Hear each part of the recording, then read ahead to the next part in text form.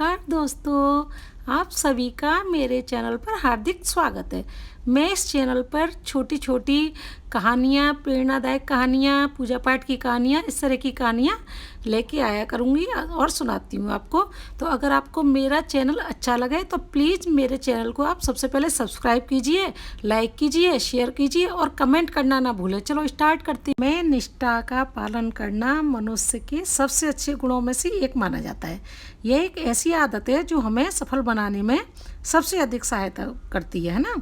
ये ऐसा है क्योंकि जिसने समय पर कार्य कर लिया वह समय छूटने से कभी दुखी नहीं होता और जो समय पर कार्य नहीं करती वो परेशान होते हैं।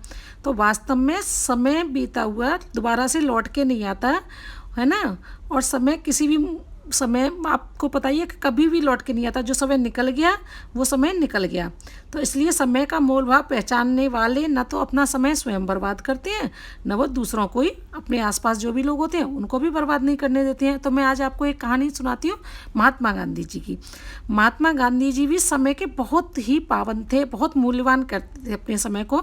जब उन्होंने दांडी यात्रा करी थी, है ना, दांडी यात्रा के समय की बात बताती हूँ मैं आपको कि गांधी जी तेज तेज चले जा रहे थे और उनका ध्यान केवल अपने लक्ष्य की ओर था। बहुत सभी लोगों ने उनसे आग्रह किया कि थोड़ी देर के लिए रुक जाओ, एक ही जगह बैठ जाओ। तभी वो बैठ गए सबके कहने से। और तभी एक अंग्रेज व्यक्ति उनसे मिलने आया। गांधी जी को देखकर वह बोला, हेलो मिस्टर गांधी, मेरा नाम वाकर है।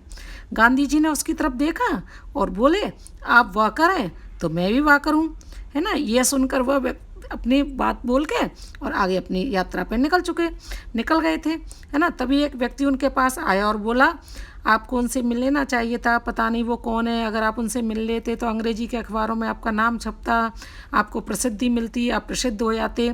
गांधी जी ने उसकी तरफ देखा और बड़े छोटा सा उनको जवाब दिया कि मेरे लिए प्रसिद्धि से ज़्यादा मेरा है कीमती समय। मेरा समय बहुत ज़्यादा कीमती है, मैं अपने समय को ज़्यादा कीमती मानता हूँ अपनी प्रसिद्धि से पहले।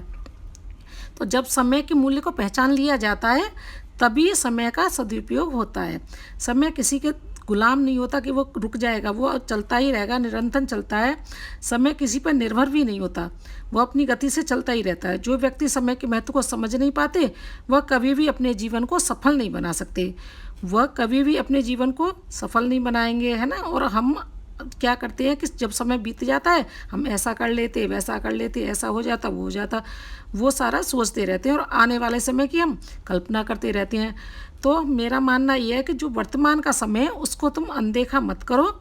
यह ना एक प्रकार से समय की अगर आप अनदेखा कर रहे हो उसे कि नहीं आगे कर लेंगे या ये हो गया, तो इसकी आप उपेक्षा कर रहे हो। क्योंकि वर्तमान ही वास्तविक समय है और हमें उसके महत्व को समझ लेना चाहिए। उसके महत्व को हम समझ लेंगे तो हमें कभी भविष्य में आगे दुख नहीं होगा कि हमने समय पर ये कर लिया होता तो ये काम हम ऐसा अच्छा कर लेते, ये समय पे अगर आगे कर लेंगे तो ये ऐसा हो जाएगा। इसलिए मेरी आपसे निष्कर्ष ये कहानी का ये है कि आप सभी से मेरा ये निवेदन है कि सब लोग समय के महत्व को पहचानें और अपने समय के प्रति पाबंद रहें और समय निष्ठा का पालन आप करते रहें। क्योंकि उसी से ही आप अपने जीवन में कभी भी असफल नहीं होंगे, हमेशा आगे बढ़ेंगे, हमेशा आपको उन्नति मिलेगी।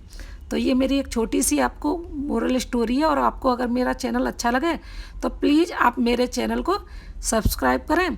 मैं इसी तरह की आपके लिए और कहानियाँ भी लेती हुई आऊँगी। थैंक यू वेरी मच, धन्यवाद।